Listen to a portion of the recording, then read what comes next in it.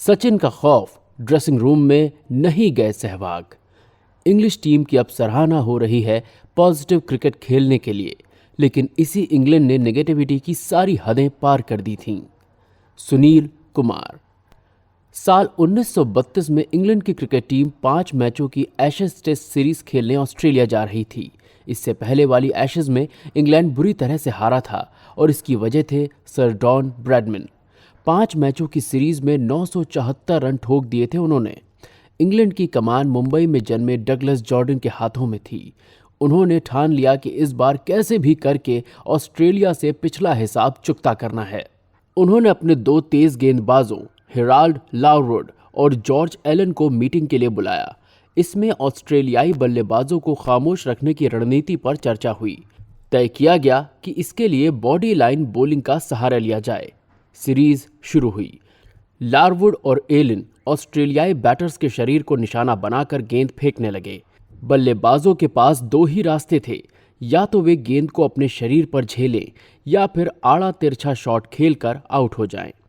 इस body line गेंदबाजी के सामने ऑस्ट्रेलियाई बल्लेबाजी की दुर्गति हो गई। इंग्लैंड ने सीरीज 4-1 से जीत ली। ब्रैडमैन इस बार कुल 400 रन भी नहीं बना सके। किसी ऑस्ट्रेलियाई बल्लेबाज की पसली टूटी तो किसी का सिर फूटा।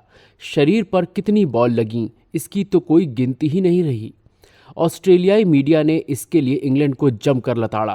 क्रिकेट की बाइबल कही जाने वाली विजडन ने भी इसे डरावनी टेस्ट सीरीज बताया। ये विवाद इतना बढ़ा कि दोनों देशों के राजनीतिक संबंधों में भी खटास आ गई। क्या इंग्लैंड ने इस विवाद से कोई सबक सीखा? इंग्लैंड के साल 2001 वाले भारत दौरे के गवाहों का जवाब होगा नहीं। दरअसल जैसे डगलस के मन में ब्रैडमैन का खौफ था, वैसे ही 2001 में इंग्लैंड की अगुवाई करने वाले नासिर हुसैन के मन में सचिन तेंदुलकर की दहशत थी। उनका कहना था कि जब मैदान में हजारों दर्शकों की भीड़ सचिन सचिन चिल्लाती है तो उनके गेंदबाजों का हौसला पस्त होने लगता है।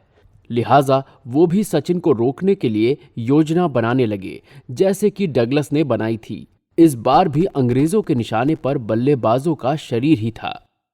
बस अंतर इतना था कि इस बार ये जिम्मेदारी किसी तेज गेंदबाज को नहीं बल्कि एक स्पिनर को सौंपी गई। उसका नाम था एशले जाइल्स। दुनिया के सबसे चतुर कप्तानों में से एक माने जाने वाले नासिर ने बेंगलुरु टेस्ट में जाइल्स को सलाह दी कि वे सचिन के पैर की लाइन पर बॉलिंग करें, उन्हें शॉट खेलने का मौका बिल्कुल ना दें। नासिर ने लेग साइड पर फील्डरों की संख्या बढ़ा दी और जाइल्स ने उनके मन मुताबिक गेंदबाजी की। बेंगलुरु की उस पिच में गेंदबाजों के लिए कुछ नहीं था, लेकिन एक रफ एरिया में गिरने के बाद गेंद हरकत कर रही थी। वो सचिन यानी दाएं हाथ के बल्लेबाज के लेग स्टंप के बाहर का एरिया था। सचिन आक्रामक बल्लेबाज थे, लेकिन जाइल्स की नेगेटिव लाइन ने उन्हें एक एक रन के लिए तरसा दिया। आखिर में सचिन ने झल्लाकर वही काम कर दिया जिसके लिए नासिर और जाइल्स ने यह पूरा जाल बिछाया था। जाइल्स ने गेंद को अच्छी फ्लाइट दी। सचिन क्रीज छोड़कर बाहर निकले। इरादा था गेंद को मिड ऑन फील्डर के सर के ऊपर से सीमा रेखा के पार भेजना, लेकिन गेंद सचिन के अनुमान के मुकाबले कुछ ज्यादा घूमी। उछाल भी अधिक था।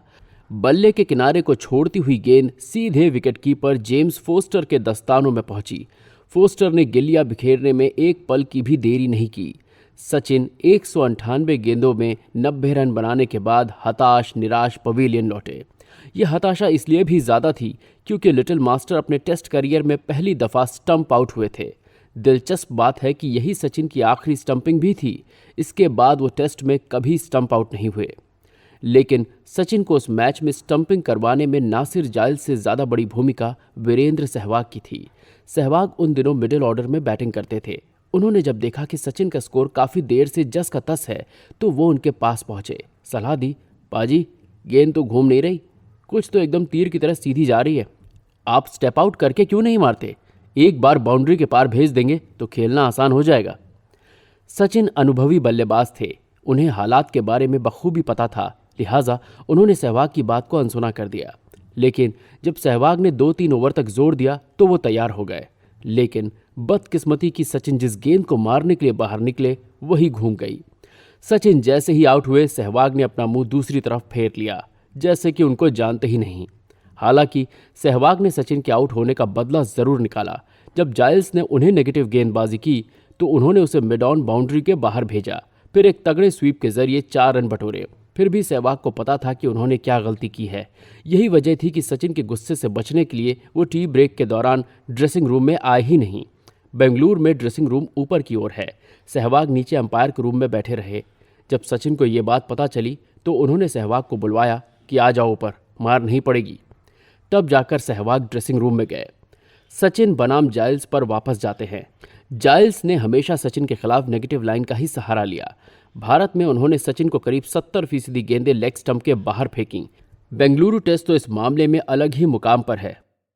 वहां जाइल्स ने 34 ओवरों में सिर्फ 2 बॉल विकेट के आसपास डाली थी। वनडे और टी20 के उलट टेस्ट में अमूमन लेग स्टंप के बाहर की गेंदों को वाइड नहीं दिया जाता, लेकिन इस तरह की नेगेटिव लाइन बॉलिंग क्रिकेट का मजा किरकिरा कर रही थी।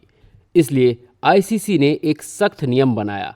अगर अंपायर को लगता है कि लेग स्टंप के बाहर गेंदबाजी नेगेटिव लाइन स्ट्रैटेजी के तहत हो रही है तो वो गेंद को वाइड करार दे सकता है। इस नियम ने एक तरह से इस स्ट्रैटेजी को खत्म ही कर दिया।